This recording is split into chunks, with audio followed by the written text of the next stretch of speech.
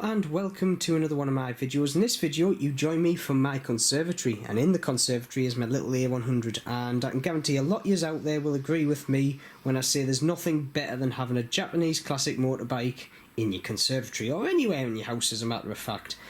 My wife might disagree, and to be honest I am very grateful she's put up with me having at least one bike in the house, and I'm forever grateful for that.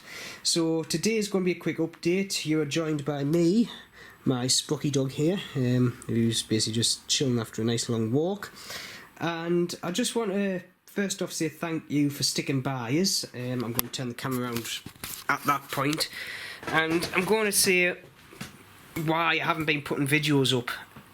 Basically, there's a lot of things happened. Obviously, you know, I've now got a 19-month-old. Jack is actually closer to 20-month-old actually now, on the 5th.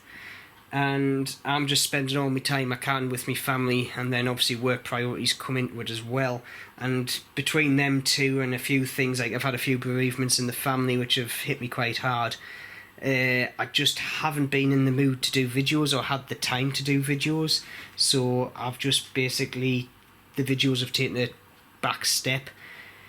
However, I haven't got rid of my motorbikes. I've had a few people asking, one, have I died? No, here I am. Two, have you got rid of your motorbikes now you've had a kid? No, I haven't. I've still got all four of them. The only one that's gone is the RD, because that was my wife's, and she basically said, I'm not going to ride it, it's pointless being in the kitchen. That was her bike, it was in the kitchen, not mine, just saying, but she didn't want to have it in the kitchen taking up room when she wasn't going to ride it for at least, 2-3 years, so we sold that. The A100, I'm going to go through the bikes and update you on what's going on. Firstly, the 100, which is, yet again, looking absolutely fantastic as always. We have an issue though. At this moment in time it's running great, however I have got carburetor issues. This isn't the main issue though, this is just the consequence of the issue. The main issue is the fuel tank, and basically the fuel tank is covered in, as you can see there, surface rust. If I run my finger around the inside of the tank, it's basically lovely and rusty. It's not deep, it's just surface. The tank itself is solid, there's no holes, no worry, the paint's still in good condition. But the issue is, when it was put into store back in 1984, it basically had half a tank of fuel in. It's then sat in the garage, it's collected moisture. The fuel's terrible for actually, moisture goes into fuel, it does like water, and it's just sat and it's slowly put a layer of rust on the inside of the tank. Now it's starting to come out of the tank, down obviously the fuel line. There's a fuel filter in there, but it's pretty pointless. It takes the big chunky bits out, but it still gets a lot of very fine particles of rust which end up in the carburetor, sits in the bowl. Main issue I have, it starts blocking the idler jets. I then have to use the choke to actually richen the mixture, because these carburetors actually have a separate circuit for the choke, so they don't actually have a traditional butterfly on the front. You basically just open up a second jet and it puts more fuel in, which basically effectively richens the mixture, whereas if you had a butterfly you cut the air off to richen the mixture.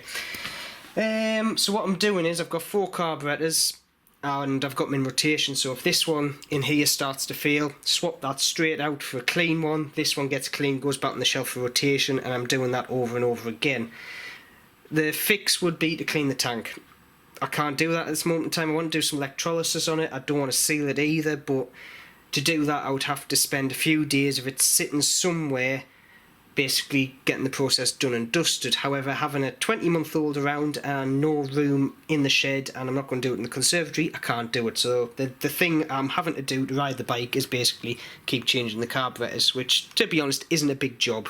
It's around about 10 minutes to take one carburetor off, put it on. It's not too hard. So what I'm going to be doing is, I'm going to be doing a series of videos with the A100 where I'm basically just going to take you along for the ride and just basically have a laugh with you. I'll go around a few local landmarks, travel up a few nice roads, do some distance on it, and yeah, I'm hoping that'll turn into a quite nice little series. The next bike, which I've had quite a lot of comments on and asking how it is the Honda CX500. In all aspects of things, it is 100%, well, not 100% okay. Mechanically, it's okay. However, aesthetically, it's a bit shabby, and the reason for that is last year had a fuel leak. One of the O-rings went on the carburetors, so I basically stored it. I changed it this year, as in took the carburetors off, stripped them, put new O-rings in, and basically worked fine. Switched the fuel off, however the tap wasn't fully shut and fuel was leaking over the engine and the frame for 3 days. That's resulted in the paint coming off the engine and the powder coat on the frame basically getting jellified, which means I'm going to have to drop the engine out. I'm going to have to basically strip the whole bike down to get, one, the frame redone, and two, the engine needs either repainting or, to be honest, I'm going towards powder coating and totally stripping it. And yet again, don't have the room to do it because I really need a garage. We're actually in the process of trying to sell this house, but we're kind of finding it quite hard to do. But until I sell this house, get a garage, I can't do any big projects such as totally rebuilding the CX500. However, I'm looking forward to it because I've got a few good ideas. I want to change a few bits of it, such as the exhaust layout, breather layout, and so on and so forth. So once we do get moved, that's going to be one of the big series I'm going to be putting forward. Beaking, that's one bike which is basically fully A-OK. It needs a service. Yet again, I'm trying to wait and put it off until I get a garage, so I'm not doing it out in the yard. Because the Beaking is not the easiest bike to service. You have to dismantle most of the bodywork off it and the air filter box. It's a right pain in the bum. However, in the whole scheme of things, the Beaking is running spot on and I absolutely adore the bike. You'll be seeing a few more videos of that hopefully soon as well.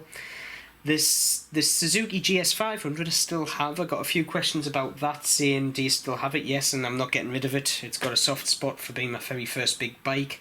I run it every few months and it does actually start up and run quite well. The only issue I've got is it's pushed right to the back of the shed and I have to bring the Beaking out and the CX out to actually ride it and get it out.